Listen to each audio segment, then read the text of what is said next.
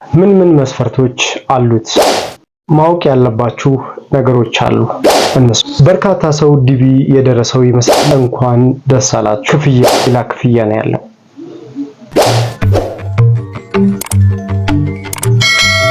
ሰላም እንዴት ናችሁ? ኢትዮ ትራቭሎች ነን። ከቪዛ ኢሚግሬሽን፣ ፓስፖርት፣ ዓለም አቀፍና ሀገር ውስጥ በረራዎች ጋር በተገናኘ የተለያዩ መረጃዎችን ወደ እናንተ አደርሰናል።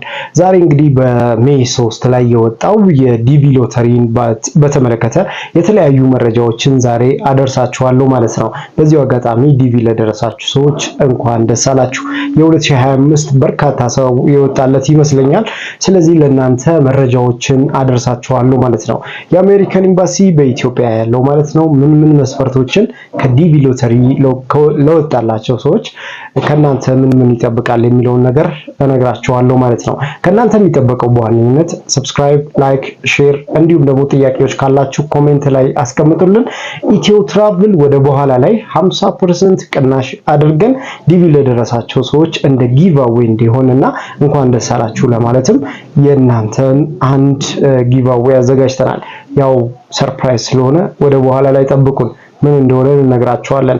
ኢትዮ ትራቭልን ሰብስክራይብ አድርጉ፣ ላይክ አድርጉ። የቪዛ ጉዳዮችን፣ የኤምባሲ ጉዳዮች፣ ጥያቄዎች ካላችሁ እንዲሁም ደግሞ በቴሌግራም ቻናላችን ላይ የተለያዩ መረጃዎችን የምታገኙበት፣ የሥራ አማራጮችን የምታገኙበት፣ የቪዛና እንዲሁም የበረራ ጉዳዮችን፣ የአቪዬሽን ጉዳዮችን በአጠቃላይ በኢትዮ ትራቭል በኩል ታገኛላችሁ ማለት ነው። ከናንተ የሚጠበቀው እንደነገርኳችሁ ሰብስክራይብ ማድረግ ነው። የደውል ምልክቷን ተጫኑና ሰብስክራይብ አድርጉ። በተጨማሪም የቪፒኤን አብርታችሁ ደግሞ ብትመለከቱን እኛን ያበረታታናል።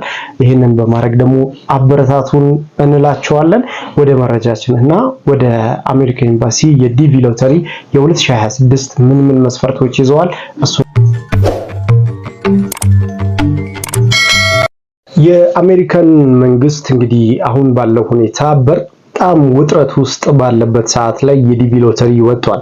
ትራምፕ እንደምታውቁት እንግዲህ በርካታ ህጎችን በዲቪ እንግዲህ ነን ኢሚግራንት ለሆኑ በመላው ዓለም ላይ ከመላው ዓለም ወደ አሜሪካን ለሚገቡ ሰዎች የተለያዩ ህጎችን እያወጣ ባለበት ሰዓት ይሄ ህግ ወጥቷል ማለት ነው። የአሜሪካን መንግስት ነን ኢሚግራንት ሆነው ነገር ግን ወረቀት ለሌላቸው ሰዎች በጣም አጣብቂኝ ውስጥ ገብቷል። የ2027ቱ የአሜሪካን የዲቪ ሎተሪ በጣም አስቸጋሪ እንደሚሆንና ሙሉ በሙሉ ሊቆም እንደሚችል እየተገለጸ ይገኛል። ይሄ በእርግጥ በሴኔት ደረጃ እስካሁን ድረስ የታወቀ ነገር ባይኖርም የአሜሪካን መንግስት ግን ይህንን ጉዳይ ትኩረት ሰጥቶ እንደሚሰራ የትራምፕ መንግስት በርካታ መረጃዎችን እያወጡ ይገኛሉ። ዲሞክራቶች ግን ይገባል፣ በእርግጥም ደግሞ የዲቪ ሎተሪ መቆም የለበትም የሚል የሁለተኛ ሐሳብ አላቸው። እነሱን ሁለቱን ሐሳቦች እንግዲህ በሂደት የምናይ ነው የሚሆነው። ትራምፕ ያስቆመዋል ወይንስ ደግሞ የባይደን የዲሞክራት መሪዎች ደግሞ መጣው ይህንን የዲቪ ሎተሪ ፕሮሰስ ወይንም ደግሞ አፕሊኬሽን ያስቀጥሉታል የሚለውን ነገር ደግሞ በሂደት የምናየው ነው የሚሆነው። አሜሪካን ላይ አሁንም ድረስ ችግር የሆነው በግሪን ካርድ መንቀሳቀስ አልተቻለም።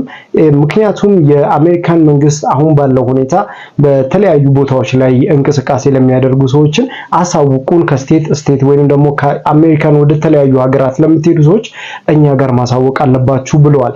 አሜሪካን ላሉ ኢትዮጵያውያን፣ ኤርትራውያኖች ይህን ጉዳይ አሳስቧቸዋል።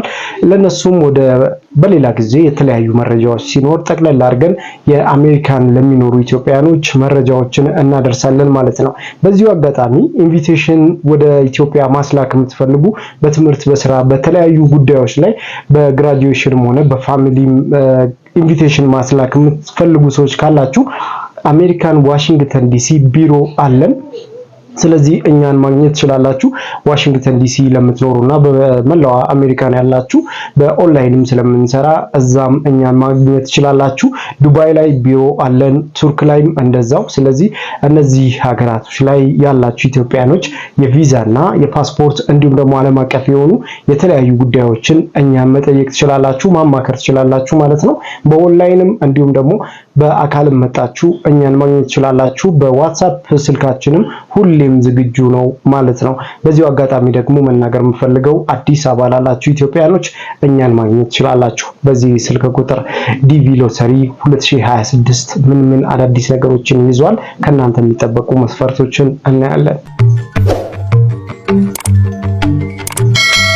እንደሚታወቀው የአሜሪካን ኤምባሲ አዲስ አበባ ያለው ማለት ነው በርካታ የዲቪ ሎተሪ ለደረሳቸው ሰዎች የዲኤስ 260 ቅጽ ፎርም እንዲሞሉ ያደርጋል። ይሄ ማለት ወደ አሜሪካን ኤምባሲ ስትገቡ የምትሞሏቸው የእናንተ ስለ ፋሚሊያችሁና ስለ እናንተ ባክግራውንድ ስታተስ የምትሞሉት የዲቪ ፎርም ወረቀት ነው። ይሄ ወረቀት 6 ፔጅ ወይንም 3 ፔጅ ሊኖረው ይችላል። እያንዳንዱ ጥያቄዎች ግን መሞላት ግዴታ አለባቸው። ወደ ኤምባሲ ስትገቡ 2 ፎርሞች ይኖሯቸዋል። በዚህ አጋጣሚ ስለ አሜሪካን የዲቪ ሎተሪ የደረሳችሁ የ2026 ማለት ነው ከናንተ የሚያስፈልገው በርካታ መስፈርቶች አሉ። ዲቪ የደረሳችሁ ከዋናው ቁጥር ጀምሮ ኬአር ኮዳችሁ ጭምር ያስፈልጋል። የዲቪ የደረሳችሁን ፕሪንት ታደርጉታላችሁ። ዲቪ የሞላችሁበትን ኮድ ነምበር ያስፈልጋችኋል። ሌላኛው ፓስፖርት ነው። ቢያንስ 6 ወር ወይንም ደግሞ ከዛ በላይ ኤክስፓየር ዴት ያልደረሰ መሆን አለበት። ሌላኛው የቅርብ ጊዜ ፎቶግራፍ ያስፈልጋችኋል። ከወንጀል ነፃ መሆናችሁን ማረጋገጥ ይኖርባችኋል። ሌላኛው ደግሞ በትምህርት ደረጃችሁን የትምህርት ማስረጃችሁን መያዝ ይኖርባችኋል። አሁን ባለው ሁኔታ የአሜሪካን መንግስት ያስቀመጠው ቢያንስ የ12ኛ ክፍል ብሔራዊ ፈተና የወሰደ መሆን አለበት ይላል። በተጨማሪም ደግሞ በቴክኒክና ሙያ 2 ዓመት የሰራ መሆን አለበት ይላል።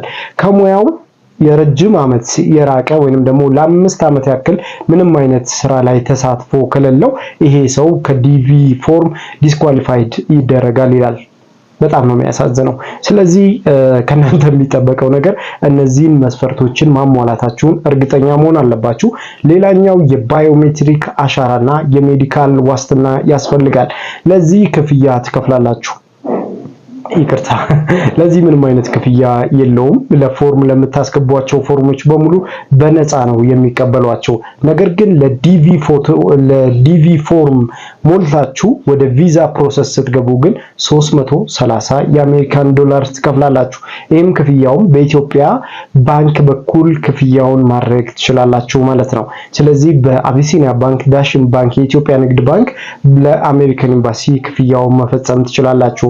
ይሄንን የምታደርጉት ግን የአሜሪካን ቪዛ ኤምባሲ ለመግባት የዲኤስ 260 ቅጽ ፎርም ስትሞሉ አብራችሁ የሚሰጣችሁ ኮድ አለ። በዛ ኮድ መሰረት የምትከፍሉት 330 የአሜሪካን ዶላር ብቻ ነው የምትከፍሉት ማለት ነው። ሌላ ክፍያ ከናንተ አይጠበቅም።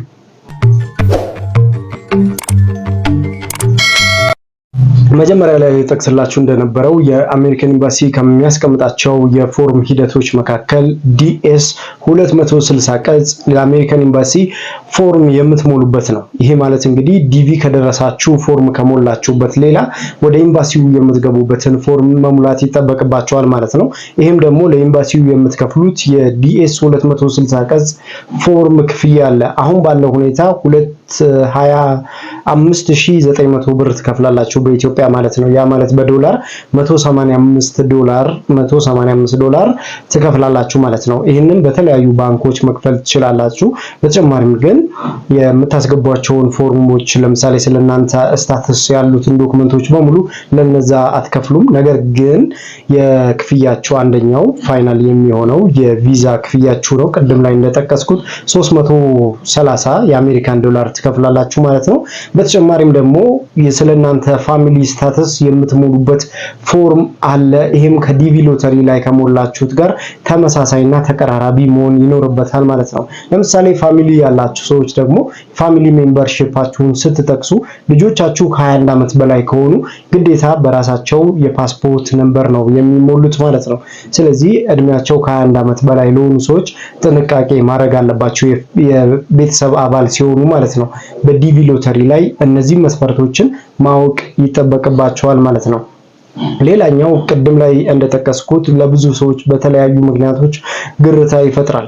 የወንጀል ነፃ መሆናችሁን የሚያረጋግጥ ዶክመንት ያስፈልጋቸዋል ወይም ደብዳቤ ያስፈልጋቸዋል ስንል አንዳንድ ሰዎች ከሚኖሩበት ክፍለ ከተማ ያጽፉና ይመጣሉ። ትክክል ነው፣ ከፖሊስ ጣቢያ ነው የሚጻፈው።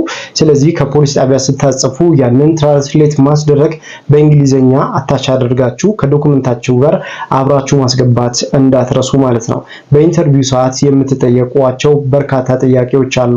ከዚህ መካከል የተለያዩ ጥያቄዎችን በቀጣይ ቪዲዮ አዘጋጅላችኋለሁ። ስለዚህ ከናንተ ዋነኝነት የሚጠበቁት እነዚህ ናቸው። ሌላኛው ነገር ደግሞ አሜሪካን ኤምባሲ አዲስ አበባ በሚገኘው የምትከፍሏቸው ክፍያዎች የቪዛ ብቻ ነው። ከዛ ውጪ ያሉት የዶክመንት ክፍያዎች ግን አይኖርባችሁም ማለት ነው። የትምህርት ማስረጃዎቻችሁን ግዴታ ማዘጋጀት ይኖርባችኋል። እንዲሁም ደግሞ ያው ቅድም ላይ እንደነገርኳችሁ የፓስፖርት ጉዳዮቻችሁን ደግሞ ማስተካከል ይኖርባችኋል ማለት ነው። እነዚህን ጉዳዮች ካስተካከላችሁ በኋላ ለኢንተርቪው መዘጋጀት ይኖርባችኋል። ኢንተርቪው ያው ግዴታ ነው፣ አይቀርም። ስለዚህ በአሜሪካን ኤምባሲ የኢንተርቪው ጉዳዮቻችሁን ደግሞ መከታተል ይኖርባችኋል ማለት ነው።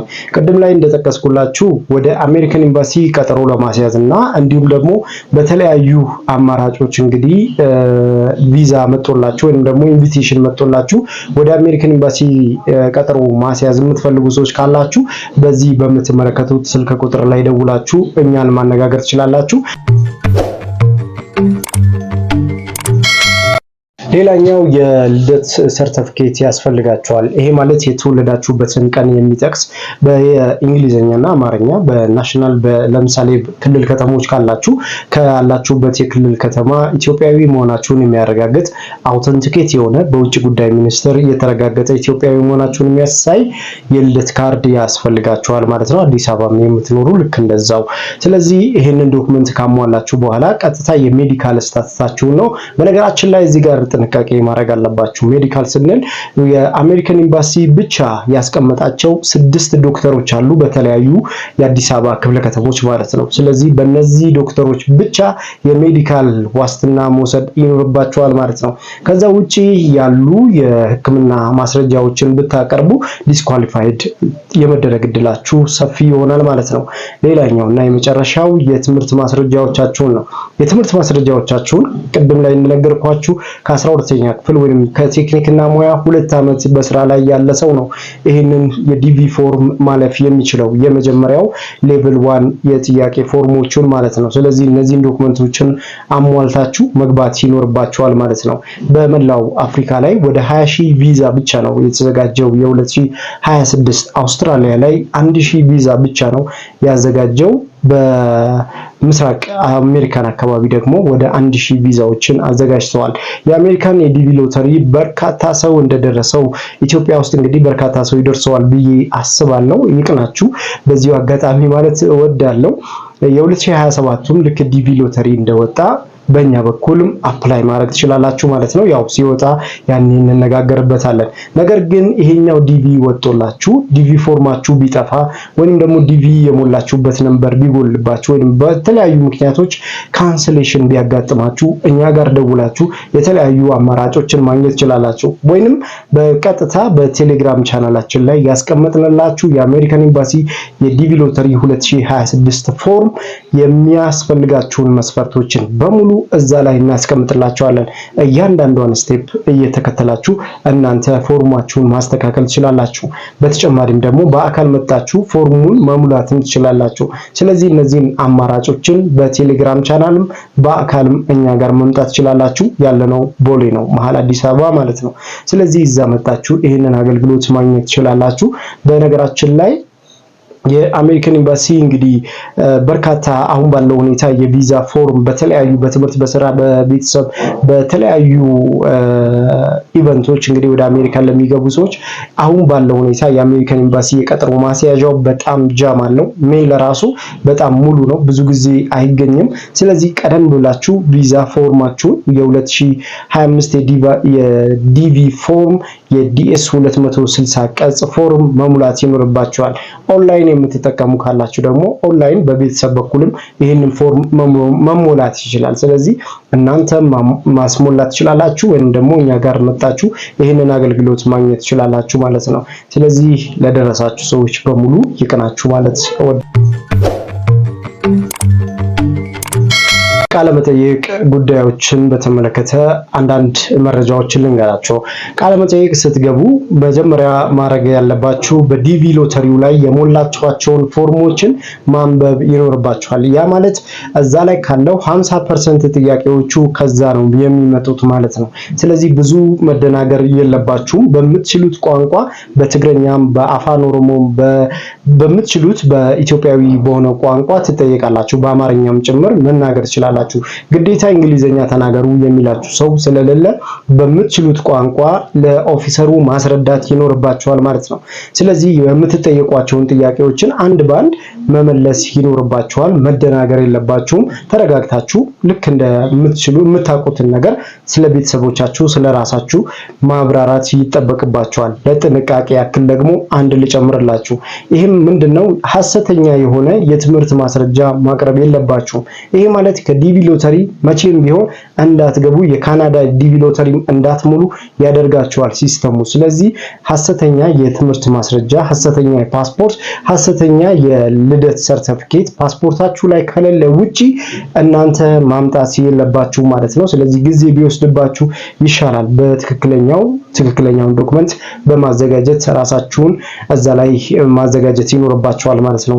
ትክክል ያልሆነ ዶክመንቶችን በማቅረብ ይህንን እድል ማጣት የለባችሁም። አንዳንድ ሰዎች ለገንዘብ ብለው እንደዚህ አይነት ሐሰተኛ የሆኑ ዶክመንቶችን ከሚያዘጋጁ ወይም እናዘጋጅላችሁ ከሚሉ ሰዎች ራሳችሁን መጠበቅ ይኖርባችኋል ማለት ነው። ሌላኛው ነገር ደግሞ የልደት ሰርተፊኬታችሁንም ልክ እንደዛው ማዘጋጀት ይኖርባችኋል። ሜዲካል ላይ በጣም ጥንቃቄ ማድረግ ይኖርባችኋል። የሜዲካል ወረቀቶቻችሁን ማስተካከል ይኖርባችኋል። የአሜሪካን ኤምባሲ ካስቀመጠላችሁ የሜዲካል ከምትወስዱባቸው ውጪ ሌላ ቦታ ላይ ሄዳችሁ ሜዲካል መስጠት መቀበል አትችሉም። ስለዚህ ራሳቸው ናቸው የት ሄዳችሁ ሜዲካል እንደምትሰጡ የሚያዘጋጇችሁ ማለት ነው። ስለዚህ ራሳቸው የሚነግሯችሁን ፕሮግረስ ተከትላችሁ መሄድ ይጠበቅባችኋል ማለት ነው። ከዛ ውጪ ያለውን የአሜሪካን ኤምባሲ ስለማይቀበላችሁ በሐሰተኝነትም ደግሞ ዲስኳሊፋይድ ስለሚያደርጋችሁ ይህንን እንደ ጥንቃቄ መልእክት መላክ እፈልጋለሁ፣ ማድረስ እፈልጋለሁ ወደ እናንተ ማለት ነው። ስለዚህ ከእናንተ የሚጠበቀው ያው እንደነገርኳችሁ ነው። እነዚህን አገልግሎቶች በእኛ በኩል ማግኘት ስለምትችሉ ፎርሞቻችሁን እኛም ልናስተካክልላችሁ በ50% ቅናሽ አድርገንላችኋል ማለት ነው። ከዛ በፊት ግን የሚቀድመው ሰብስክራይብ አድርጉ፣ ላይክ አድርጉ፣ ሼር አድርጉ። በተለያዩ ሀገራቶች ላይ የቪዛ መረጃዎችን የኤምባሲ መረጃዎችን ከኛ ታገኛላችሁ። ላይክ ሰብስክራይብ በማድረግ አበረታቱን ሁላችሁም። እንግዲህ የዲቪ ሎተሪ አሁን ባለው ሁኔታ በርካታ ሰው የደረሰው ይመስለኛል። ምክንያቱም የዲቪ ሎተሪ በፍጥነትና ብዙ ሰው ራንደምሊ የወጣለት ይመስለኛል። በርካታ ሰውም ቴክስት ሲያደርግልን ነበር ቢሮ መጥቶ እየተመዘገበ እንዳለና የዲቪ ሎተሪ ፎርሞቹም ስናይ አብዛኛው የወጣለት ይመስለኛል።